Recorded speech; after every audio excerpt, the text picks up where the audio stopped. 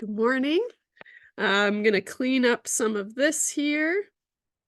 Oh, maybe if I wonder if I can. Oh, lets me move it, but not delete it. It's weird. And I don't want this here anymore. And you know what? We'll just rewrite all of this.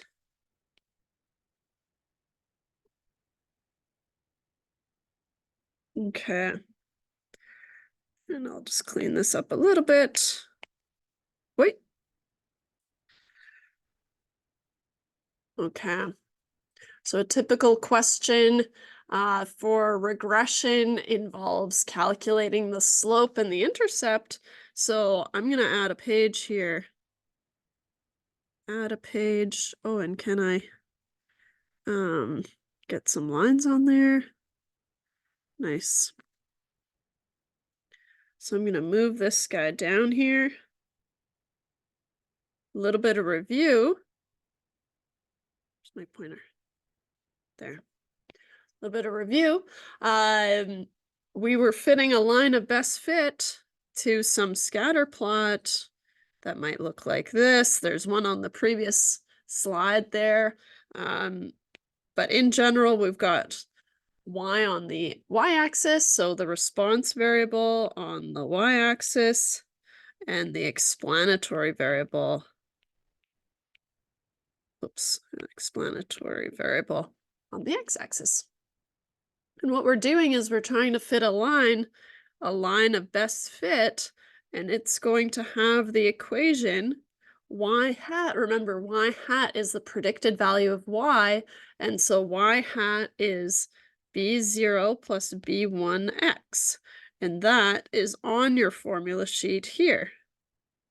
Okay, and it's called the least squares regression line because what we talked about was how it fits the line is by minimizing the squared residuals, right, from the line, and then the line that minimizes the squared residuals is the one that we choose, and that's the line of best fit.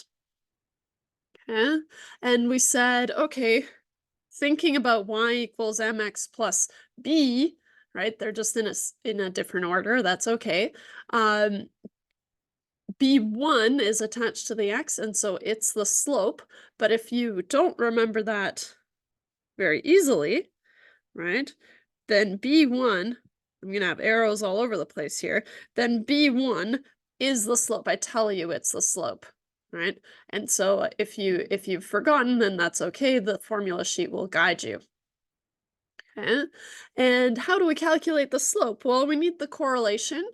A couple of ways that we could have the correlation. From the formula sheet, I could give you, well, I could just give you the correlation. That would be nice of me, wouldn't it? Or I could give you the covariance and the standard deviation of x and y, right? And then you can find the correlation. It's a little bit more work, probably more of an assignment question. I can't remember if there's one on the assignment like that, which is posted, by the way. Your last assignments and your last labs, everything that's posted now, that's the end. Okay, and maybe I should make a note of that here.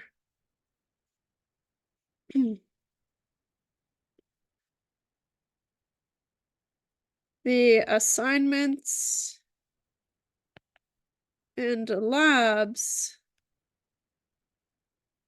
that are posted, that's the end. And labs are all posted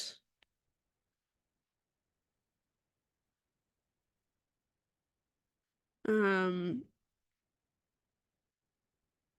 don't know how to say it. That's the end. So I don't know. Or I should say now I'll post it because that hasn't been the case until yesterday. And so there's also a bonus assignment and a bonus lab We haven't had any bonus labs before, but I decided to give you a bonus lab on multiple regression. We should probably finish simple regression first. Simple meaning there's only one value of x. It's not talking about the actual work. Okay. Good. So we need to calculate the slope. And so we need the correlation, we need the standard deviation of y and the standard deviation of x. Of course, that means that if I have two variables, I'm going to have the mean of x and the standard deviation of x. And so we denote that with a little subscript, right? Because I'm also going to have some y bar and some standard deviation of y. Oops, trying to make it look like a subscript there. Okay. And so it's really important that you keep track of which value is the y and which one is the x. If you think about if you let one of them, so if sy is 2 and sx is 1, right? 2 divided by 1 is very different from 1 divided by 2 if you had them mixed up, right? And so the different 2 versus 1/2, that's bad, right? And so then your slope would be all wonky. Okay, so first things first, you want to figure out which one is the y and which one is the x. Of course, if I give you a scatter plot, it's easy enough. But if I just give you a blurb, then that's a little bit more difficult. Okay. And then we have the y-intercept here.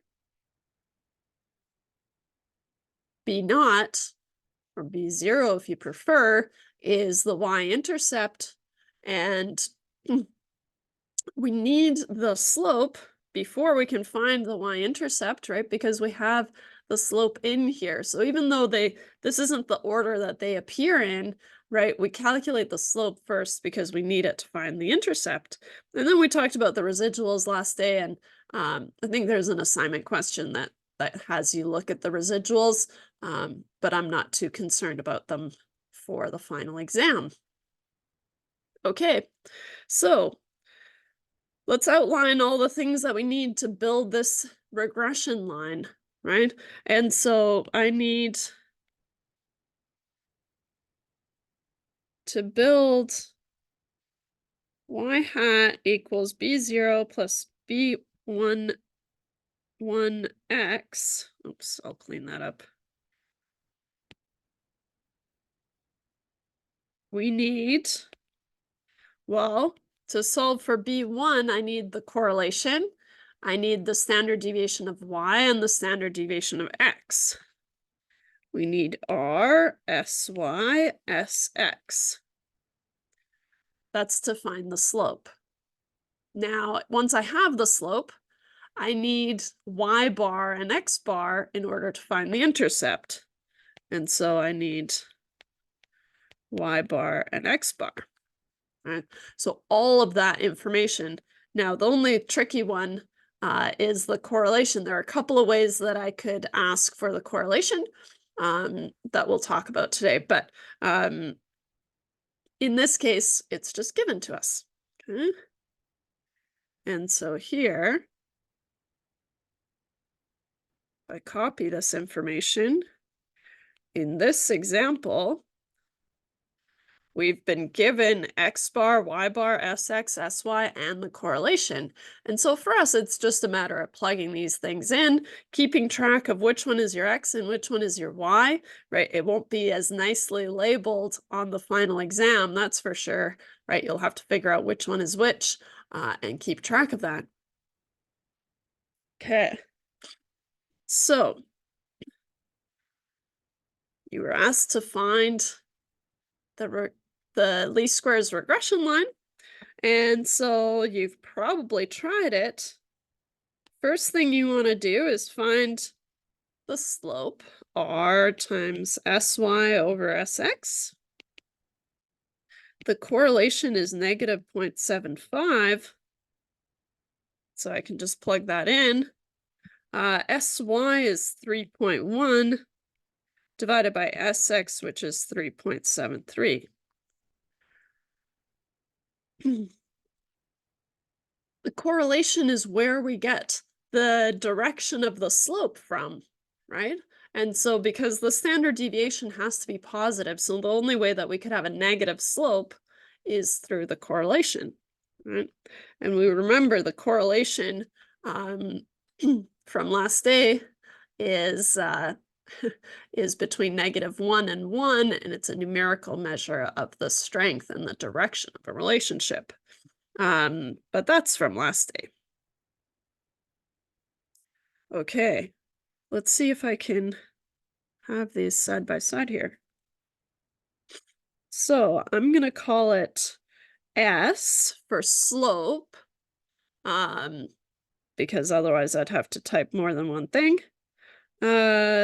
is equal to -0.75 times 3.1 divided by 3.73.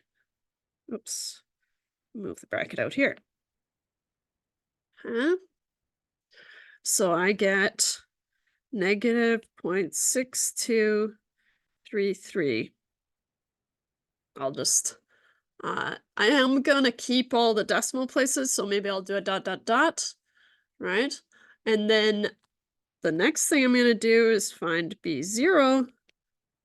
B0 is y bar minus B1 times x bar, right? And that's from here. Y bar minus B1 x bar. I know it's small, sorry. And this is gonna end up being written huge when I when I go back to my notes, but that's okay. So then the intercept, I think I is a special value, right? So maybe I'll call it, oh, what do I call it? Confusing. B. X plus B. I'll call the slope M. And B is the intercept, right? Y equals mx plus b if I adopt that notation. Then I have y bar, which is 11.35. And then you want to be really careful, right? When you're doing this calculation, B1, so the slope that you found times x bar, right? Then you want to make sure that you do this multiplication first and then subtract it. So in order to force that, I'm going to use brackets times m, or minus m times x bar, which is 86.01. Nice. I'm going to screenshot that and bring it in. Oh, slow. There. So then this, let me just rewrite this. B naught is y bar minus B1 x bar, which was 11.35 minus negative 0.6233 times 86.01. And I want to crop this. Crop it way up.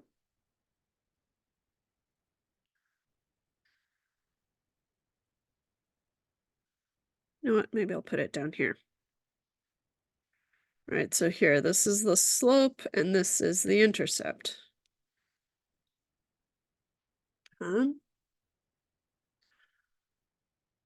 So our equation then, and let me, oy, I'm all over the map today.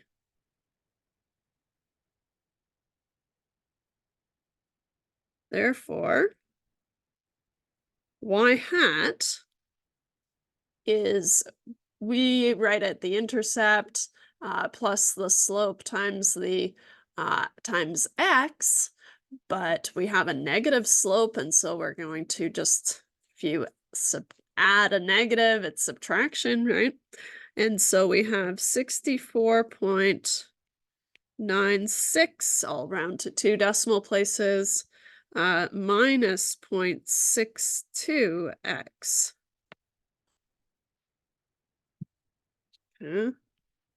I do want you to keep all your decimal places in your calculations, and then you can round at the end, and there'll be rounding instructions, right? So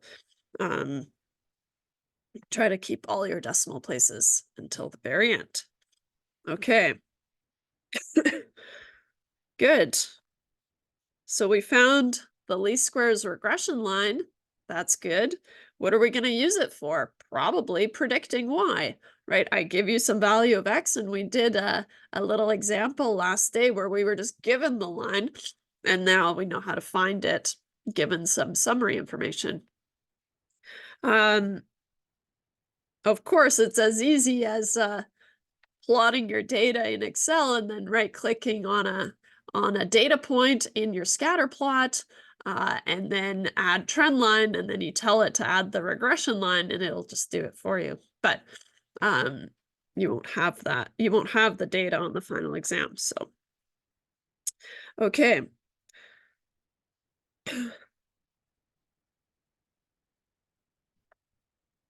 I'm going to add a page because here, right? So the calculation is easy enough, but it wouldn't be stats if there was a heavy English component, right? And so the math is not bad, but the English is ugh, right? And it's all interpretation, and that's the most important part, right? And so that's what throws people off a lot of the time. And so what we need to be able to do is, of course, interpret the slope and the intercept. Now, what I'm going to do is I'm going to give you the general interpretation of any slope and any intercept, and then we're going to apply those interpretations to this slope and this intercept. Okay, so it is on the following slides, but we'll just do it here. So we need to be able to interpret the slope and intercept. Oops, maybe period. That's a fact. Okay. The slope, let's start with the slope because usually we calculate the slope first. And so a typical layout of a question, and I'll review this in more detail next week, because that's our last week. It's crazy. We're going to talk about, okay, you have to identify the explanatory and the response variable. Of course, that's a good place to start. And then given some information, can you calculate the slope and calculate the intercept?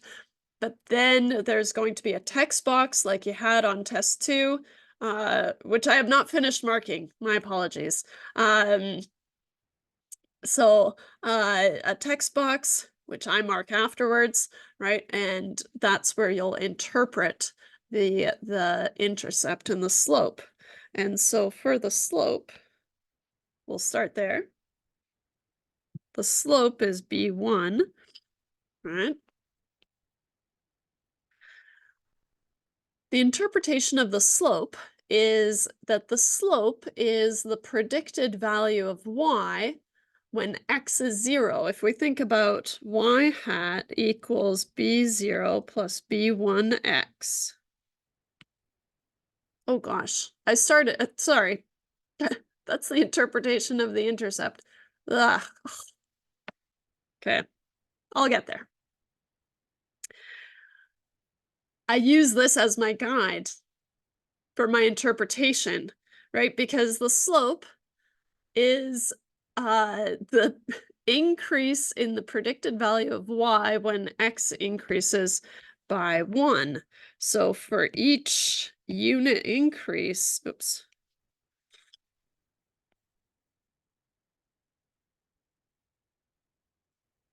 Let me just, sorry.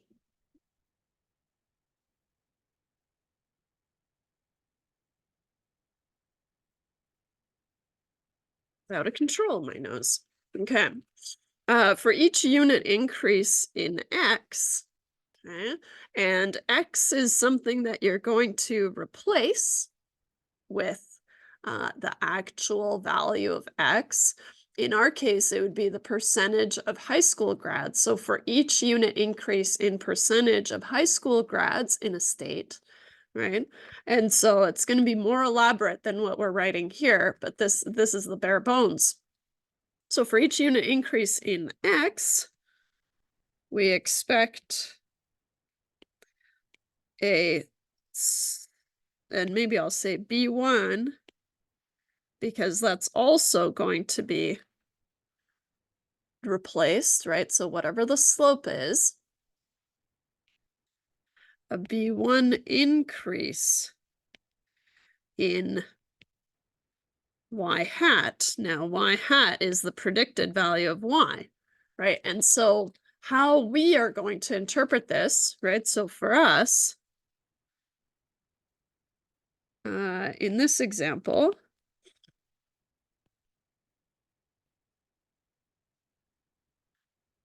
B1 was negative 0.62, let's say. So our interpretation would be for each unit increase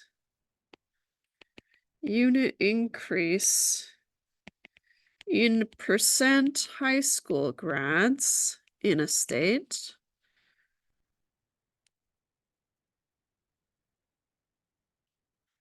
we expect a negative 0.62 increase, and I'll address that in a sec, in the predicted percent poverty.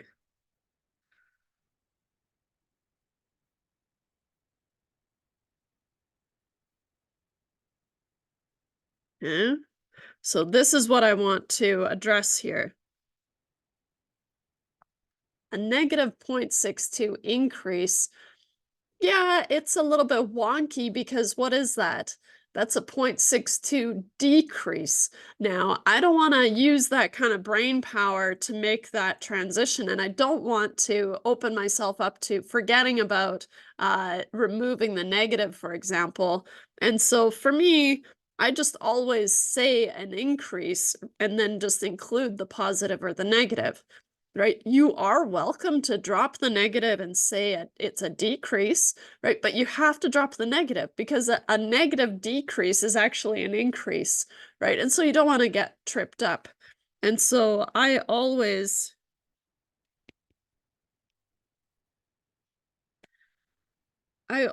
say increase and keep the sign on the slope, right? Whether it's positive or negative, right? I just keep the negative because a negative increase is a decrease.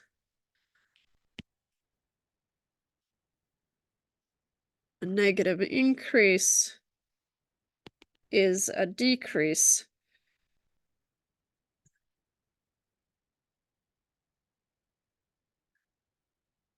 Right? So we could say 0.62 decrease, right? But you want to be careful that you remove that negative, especially in a final exam scenario, which is the only place where you'll be tested on this, right? You'll have a chance on the assignments, but final exams are a little bit different, right? And so you don't want to put that kind of pressure on yourself. And so I would say just positive, negative, always call it an increase. Okay. And so here, I guess I started in quotes. I should end in quotes. So what you're going to do is you're going to take this generic interpretation of the slope, okay, For each unit increase in x, and it's really important that you mention the unit increase, right? In x, we expect a slope increase in the predicted value of y. So for each unit increase in percentage of high school grads in a state, we expect a negative 0.62 increase in the predicted percent poverty. You have to say the predicted because that's what y hat is. Huh? How about the intercept?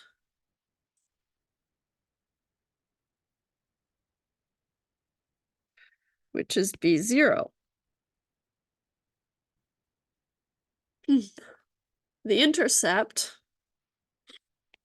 B0, is the predicted value of y, right? And so I rely on this equation to tell me, okay, well, B0, if I had to focus on B0, what could I do? I could set x equal to 0, right? And that would make this entire thing 0.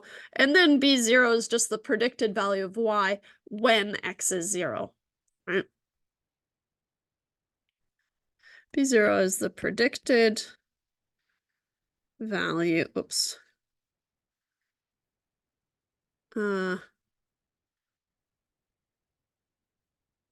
guess I could say just is the y hat, the predicted value of y, when x is 0.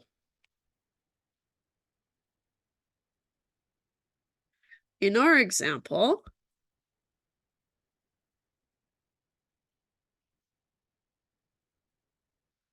B0 was 64.96. The units would be the same as what's on the scatter plot. So these are both percentages, but I'm not too worried about that. So 64.96% is the predicted percent in poverty when the percentage of high school grads is 0. 64.96% is the predicted percent poverty when percent high school grads is 0. Hmm? So you have to talk about it in terms of the x variable, the y variable, and the value that you found. Okay. And that's where, as long as you're following through with what you found, what you told me the slope and the intercept are, then that's good, right? So I'll be reading for follow through. Okay. And so, like I said, you will have to interpret the slope and the intercept. Okay.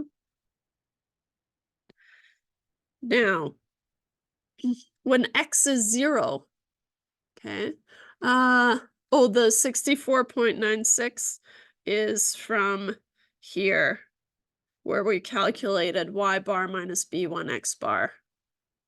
And so we found it to be 64.96. Nice.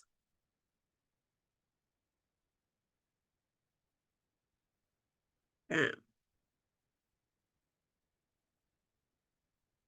Hmm.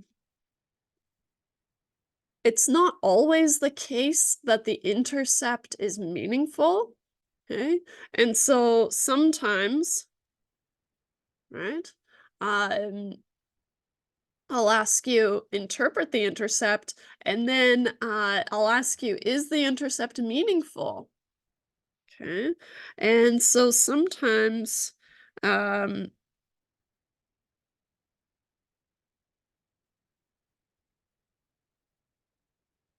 sometimes the intercept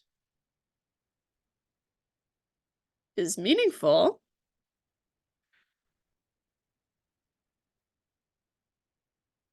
Other times it's just an anchor. Other times it's just the point where the line crosses the x or the y-axis, right? And so lines keep going to infinity and negative infinity, right? And so it has to cross the y-axis at some point.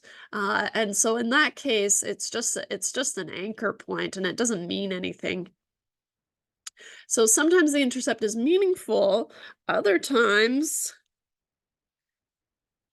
it is just the point where the line crosses the y-axis. Yeah.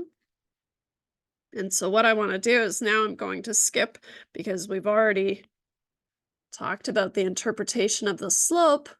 And so, and the intercept. And so here, this is what the intercept looks like in this case. Notice how all the data points are here. So the problem with the line is that it keeps going from negative infinity to positive infinity. And so we could use it to make predictions for any value of x, for any percentage of high school grads. But we built the line using only this range of the data. So I'll kind of highlight this and then I'll zoom out. Okay. I'm going to add a page here.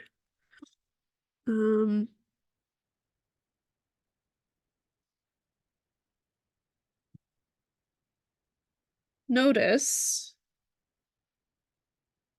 right, that lines, well, maybe not notice, but note. What's the difference? I don't know. It just sounds different. Lines extend from negative infinity to positive infinity. Okay. But regression lines should only really be used for the range of x's.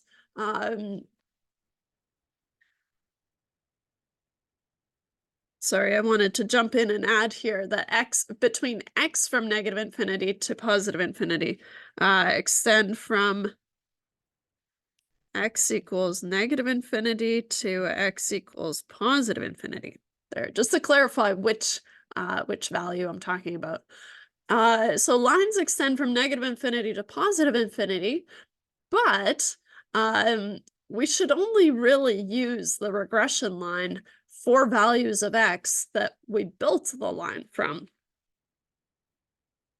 Okay. But we built this line using data only between,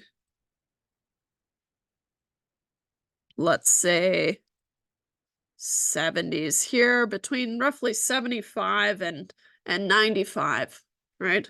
Just to like roughly 75, roughly 95. There's a little bit of a buffer. Okay. And so, but we built this line using data only between x equals 75 and x 95, which means what? Which means that the predictions are only reliable in this range.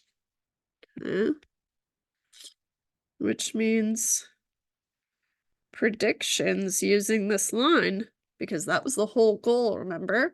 Predictions using this line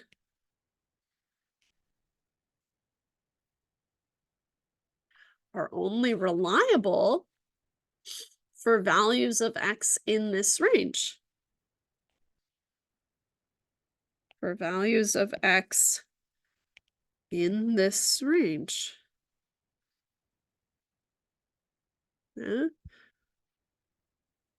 We can use the line outside this range, but it's very dangerous because we don't know the behavior of the line outside this range. And so when we use the line to make predictions outside the range of the data, it's called extrapolation. And so here, that's a term that I need you to know.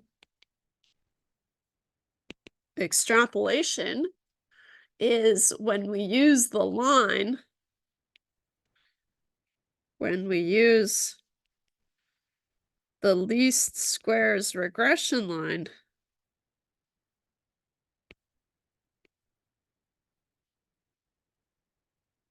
that's technically what it's called, but we just call it the regression line. But I just want you to see it in action so it doesn't throw you off if there are questions that use just the full term least squares regression line. And so when we use the least squares regression line to make predictions using values of x outside the range of the original data, right? Our line is really only reliable in this range. This doesn't look like, this looks like range. Now, if you've done math, right, then me using the range in this way is kind of weird because the range is technically the y-axis, but in stats we're only concerned about the x, and so we call it the range. It's technically the domain, right? But we just call it the range for some reason. I don't know. I can't explain it. Okay. So good. So sometimes, a lot of the time, I'll ask you, okay, interpret the intercept, and then I'll follow it up with, is it meaningful? And so in this case, right, the intercept is out here. It just happens to be where the line crosses the y-axis. So in this case, it's not meaningful, right? You could argue, well, there's no state with a percentage with 0% high school grads, right? If that was the case, then maybe it's not an appropriate measure. Maybe they don't have high school or something like that, right? And so then it's not an appropriate measure because our data is somewhere between 75 and 95 roughly, right? We put a little buffer on there, but right? So as an example, the heights of children, right, is relatively linear. So the heights,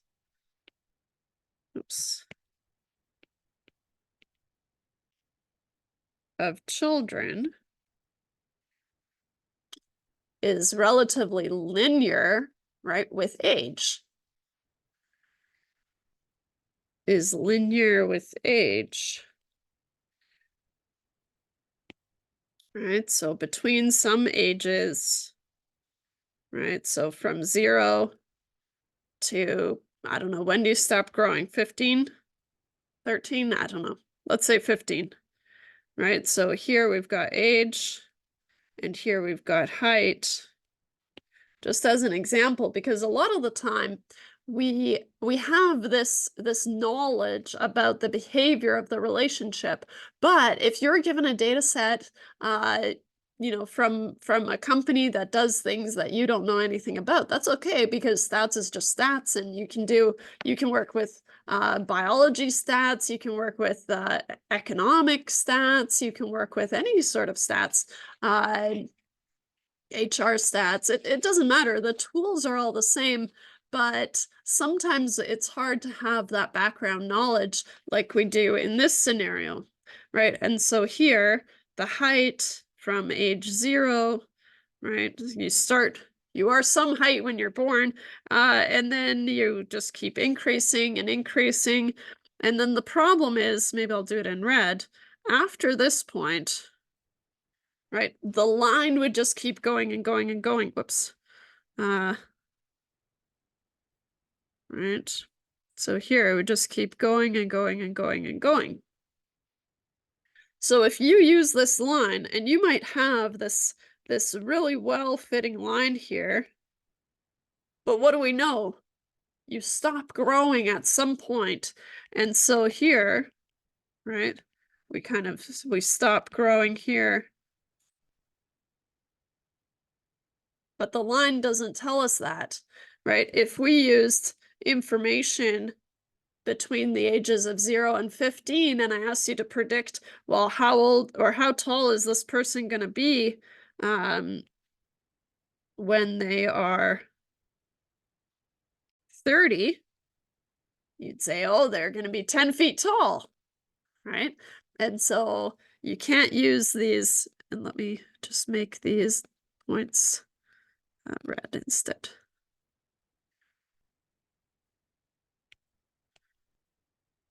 All right. So the predicted value at 30, predicted height at age 30, right? So it's very unreliable. Okay. So between the ages of 0 and 15, we have reliable estimates. And then here, 15, once you stop growing, whatever the data set that we used, we have unreliable estimates or predictions. So that's extrapolation.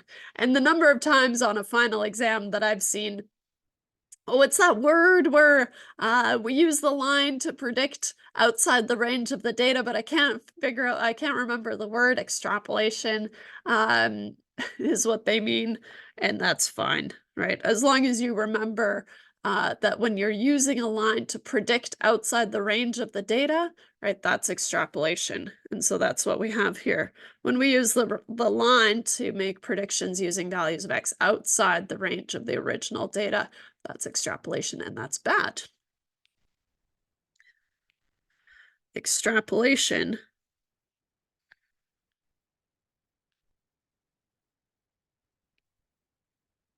yields unreliable predictions.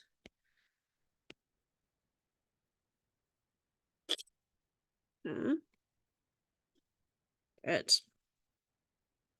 So we already did the interpretation of the intercept, right? The intercept is the predicted value of Y when X is 0. And so states with no high school graduates are expected on average to have 64.68. I think we had 69% of residents living below the poverty line. Where did they get the 8? Oh, because they use the rounded value of X, and I use the full value. That's the only difference. That's fine. Okay.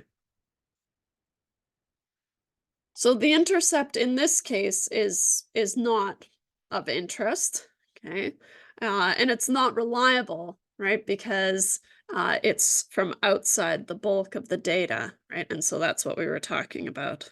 So we could fit this line on our scatter plot and it would look like this. So this has a y-intercept of 64.68 and a slope of negative 0.62. And so that's what it would look like. And we already did this. Okay. So notice here that we're zoomed in just on the bulk of the data, right? The line keeps going and going and going. But what we're trying to do is we're trying to use this line to make a prediction. Okay, and so to predict the value of the response variable, we plug in the value of X that we want, right? So put in this value of X and find the predicted value of Y. Okay. So here's a note on extrapolation, which we were just talking about. So applying a model to values outside the realm of the original data is called extrapolation. And so in this case, the intercept is an extrapolation. So here's kind of an interesting, there's a couple of extreme examples that that have been sadly published, which is crazy. This one's not published. This one is just an example, but on the next slide, there's like crazy example. So the men's age at first marriage between looks like 22 and a half and 26.25, and then the year, right? And so if we were to use the line between, let's say, I'm gonna go ahead and guess 1945-ish, right? And so here we've got the 1900s up to roughly 1945, probably. And so this line, this blue line, fits the data really well, right? And so the line was built using X values between, let's say, 1900 and roughly, let's call it 1945-ish, it looks like, right? Just kind of. Now this line does an excellent job of predicting the men's first age at first marriage between these time points. So it does a great job. But if we applied it in 1950, right, which is relatively close, right, it would do a terrible job. And so here, the green dots would have a different relationship. And then post 1975, right, things are on a steady incline again. And so then, of course, using this line would not give you very reliable predictions at all, right? And so it's just an example. Oh yeah, so here, it's from BBC News, which is crazy to me. Women may outsprint men by 2156. And so what they're doing here is they've got, let's see here. The blue points are the men and women are the red points. How predictable. So here we've got information on running winning times. Now, a lower time for running, right, is better, right? It means you're faster. And so, right, you have these winning times and their men are improving and women are improving as the years go on, right? Not sure how that is, but anyways. And so we have data up until looks like 2012-ish. Okay. And so what they've done is they've said, well, I'm just going to send this line down and send this line down. And then down here where they intersect, 2156, right? That's what they're using to say, oh yeah, that's when the women will be faster than the men. This is completely unreasonable because if you had to take a guess what these solid lines are, right? Those are confidence intervals, right? And so here, notice that the lines are relatively close to my predicted. And so they could be prediction intervals. I haven't read the blurb, but we don't talk about prediction intervals, so let's call them confidence intervals. They're basically the same. And so, so notice how these intervals get wider and wider as I move further away from my data, right? And so here it's just a hodgepodge mess, right? And we're not sure where our predictions should be, right? Often we'll see this R squared, which we haven't talked about yet, but R squared is a goodness of fit measure. And so we'll talk about that. And in general, all you really need to remember is that a high R squared is a good fit. Okay. And so R squared, R squared is a percentage or a proportion. So it has to be between 0 and 1. And so this R squared of 0.882 is slightly better than 0.789. But we'll talk about that here so soon. So strength of the fit of a linear model is most commonly evaluated as r squared. Okay, and so r squared, let's see here, r squared is calculated as the square of the correlation coefficient, and so it is just the correlation squared. And it tells us what percent of variability in y in the response variable is explained by the model, which is the least squares regression line on x. The remainder of the variability, thinking about the variability, it's the fluctuation in the y's, right? And so the remainder of the variability is explained by variables not included in the model, right? Or just randomness, inherent randomness. Okay, so for the model that we've been working with, I thought our r squared was not 0.62. Let me go back. I thought it was negative 0.75.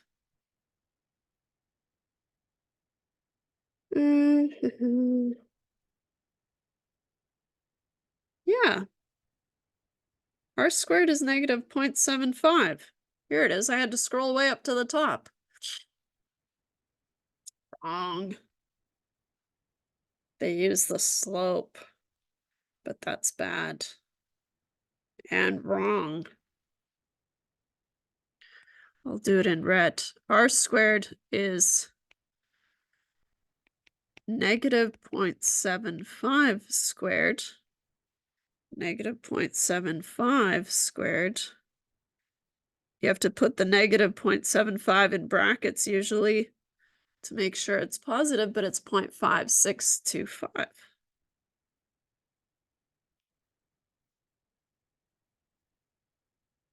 Okay. Can't believe maybe I caught that before, but I don't remember that problem. Okay, so here R, for R correlation, let's use R is negative 0.75. Yeah. So for us, how I am going to write the correlation or the R squared, it's in these, it's up here. But I just want to reiterate, R squared is the percentage of variability in y explained by the least squares regression line on x. By the least squares regression line on x.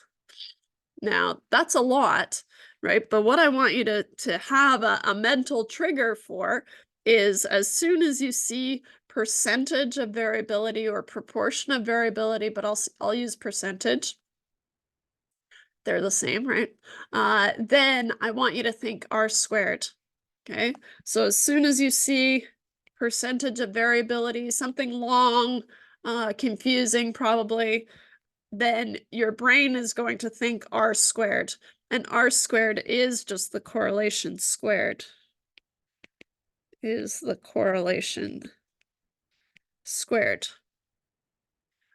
So if the correlation is between -1 and 1, and I square it, all my negatives become positive, and so then r squared, so therefore r squared is going to be between 0 and 1, and that's what makes it a percentage, a proportion that we can multiply by 100.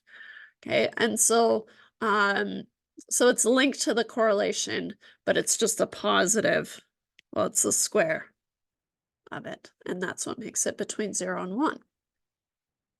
Okay, now sometimes I might give you the r squared, and so I might say 48% of the variability in y is explained by the least squares regression line on x. Then what would you have to do?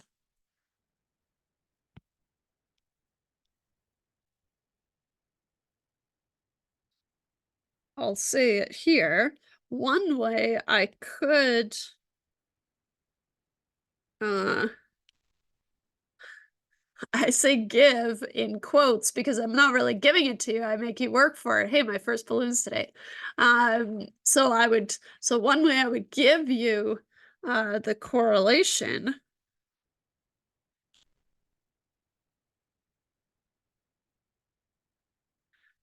Uh oops.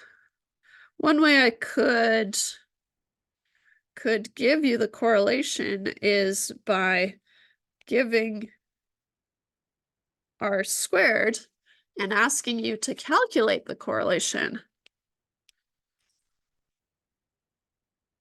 And asking you to calculate the correlation. Okay, so I'm going to steal from this example up here. Copy. Paste. Right, and I'm going to focus on, let's do this one here. Yeah. So if I told you, okay, so as an example,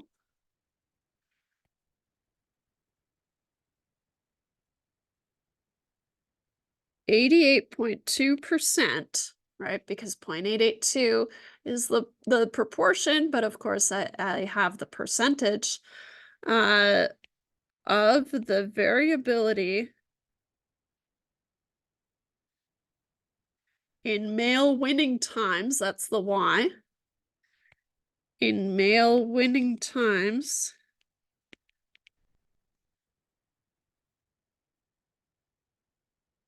in seconds.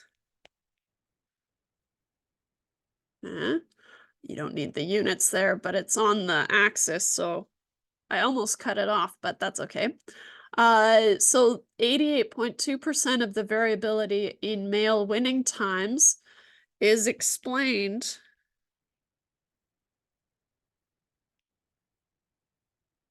by the least squares regression line. By the least squares regression line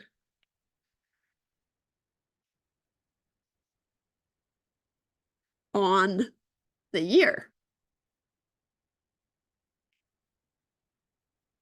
I think it was just a year. Yeah, on X, the year. It looks like Olympic years, right? Olympic 100-meter sprint times. Could get more specific, but that's okay. So now I would ask you explicitly, find the correlation.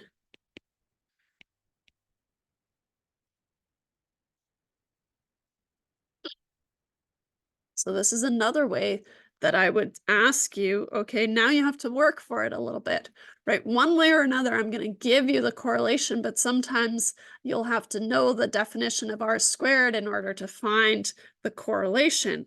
So here, how we solve this, right, is I have R squared, I'm given is 0.882.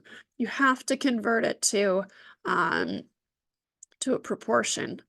Okay, so it'll be given as a percentage, you work with the proportion. Okay. Work with the proportion.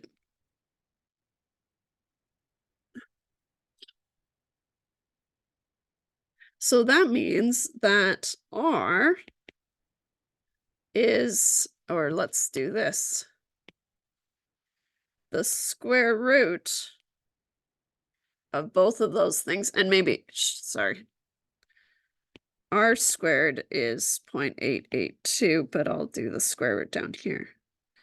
If I take the square root of both sides, now when I take the square root, I get the plus minus, right? It could be positive or negative. When I undo that square, right, I'm allowing for positives or negatives. And so if I take, so then the square root of R squared is just R, and this is why they use the capital R in the textbook instead of the lowercase r. But for me, it just, the correlation is a lowercase r.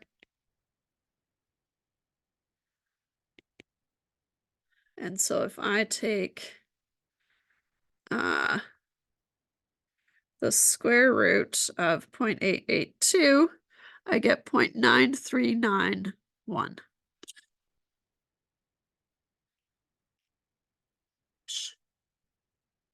Yeah.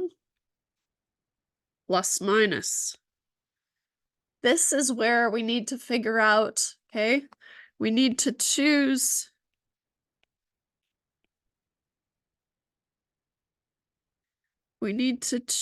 the appropriate sign depending on the relationship.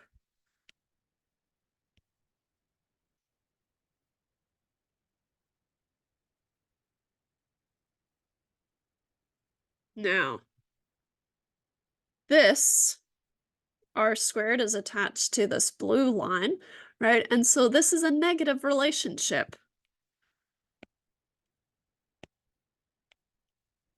Negative relationship. And for that reason, right,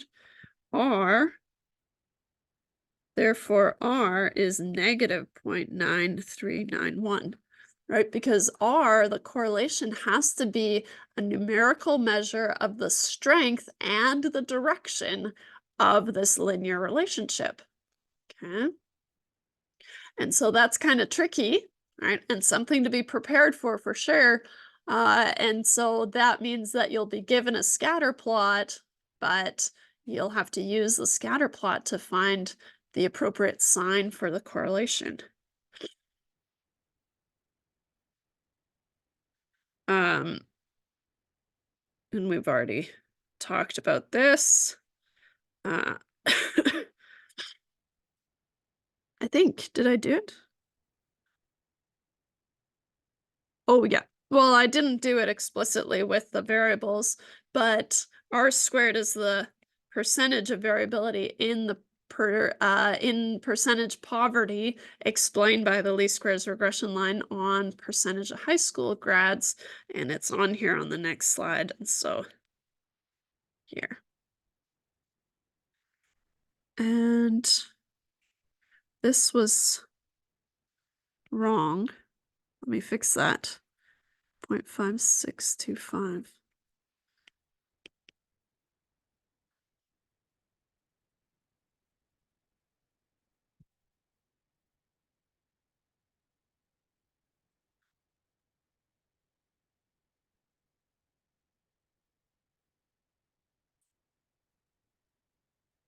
There. Those other ones are wrong. Okay.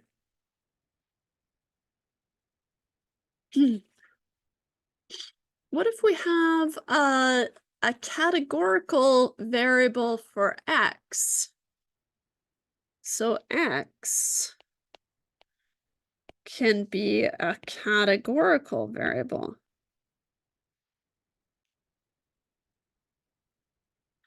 So what if we have the percentage poverty versus the region? Now the region has two categories, east or west. Yeah. And so now what we could do, so this is going to be a new model that we're building. And so here, right, the west is going to be either on or off. Okay. And so what we do is we call that a dummy variable when it can be switched on or off. And so here the explanatory variable is the region, and then the reference level is the east. Okay. And the reference, so west equals 1 if region equals west, and west equals 0 if region equals east. Okay, so you set it equal to 0 or 1, so it's just like a switch. Okay, it makes the math even simpler, right? Because then I have 0.38 times 1 if it's the west, and 0.38 times 0 if it's the east. And because when west is 0, that's why we call it the reference level, that's east. It's the one that's missing here and not explicitly as a switch, listed as a switch. And so the estimated average poverty percentage in eastern states is 11.17, right? If 11.17 plus 0.38 times 0, right, makes 11.17. Okay. And so here, right, that's for the eastern states. And then the slope, the estimated average poverty percentage in western states is 0.38% higher than eastern states, which means that the estimated average poverty percentage in western states is 11.17 plus 0.38 times 1, right? 11.55. And so this is if we plug in 1 for the explanatory variable. This is what we call a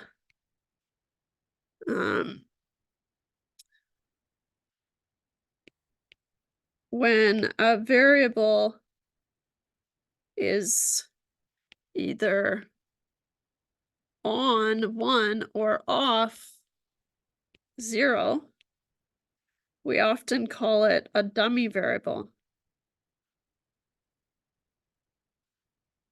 Oops, can't spell dummy, hilariously.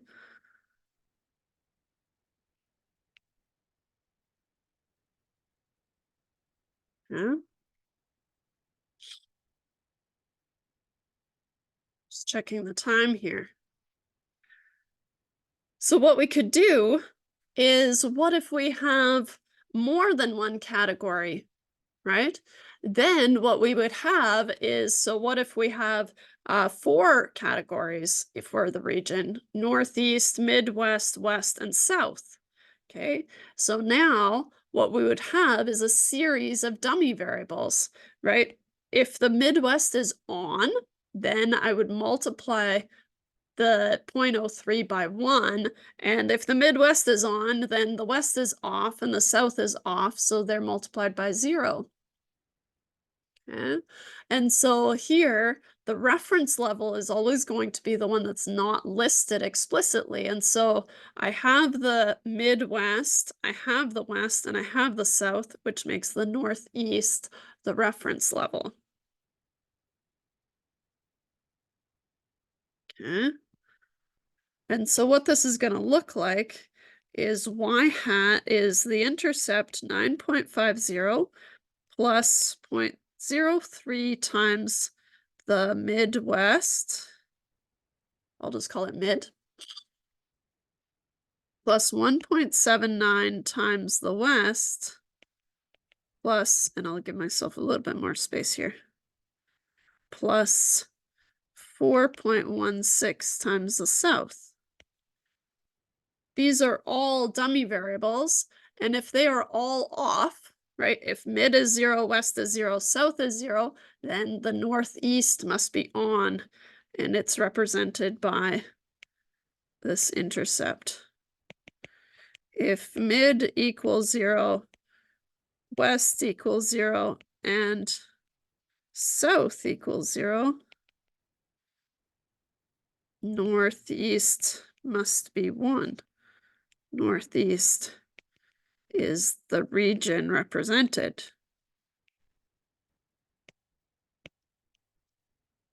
Huh? This is the first time that we're seeing any sort of output, right? Software output. I think this is from R, but Excel generates very similar output. And so the estimate for the intercept is your B0. Okay, and usually we would just have the one line because we're used to dealing with numerical variables, and this is a special case of categorical variables. But notice that we have the estimates, right? And we have the standard error of the estimates. We have a t-value, and we have a p-value, right? So here, this is the p-value. The intercept is contributing to the model, whereas the Midwest is not contributing to the model, because how would we know? If the p-value is less than 0.05, then it would be contributing to the model, right? It's part of one variable, so it's hard to remove it. Um, okay. From here, let's go back here. Which region has the lowest poverty level? So the lowest predicted value of y. Well, for the Midwest, I'm adding a little bit. For the West, I'm adding a little bit more from the baseline. And for the South, I'm adding a lot more to the baseline of 9.5, which means that the Northeast is the region that has the lowest predicted poverty level. It's going to here. Has to be the Northeast since all the other coefficients